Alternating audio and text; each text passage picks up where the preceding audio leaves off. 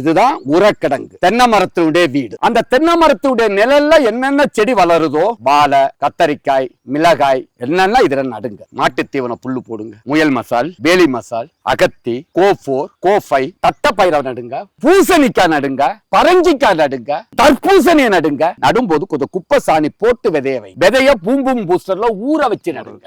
பூம்பும் booster போட்ட செடிகளுடைய tonic sir வேர் வளர்ச்சியை உண்டு பண்ணும். சரிம பொருள் அந்த தாய்ப்பாலுக்கு இணையான சத்துக்கள் நிறைந்ததான் பூம்பும் பூஸ்டர். எல்லா சத்துக்களும் மண்புழுக்கள் உயிர் வாழணும், உயிரினங்கள் உயிர் வாழணும், காற்றோட்டம் வாழணும், செடி ஆரோக்கியமா வளரணும், பூச்சி நோய்க்கு எதிர்ப்பு திறன் கொடுக்கணும், ஒளி சேர்க்கையை துரிதப்படுத்தணும்.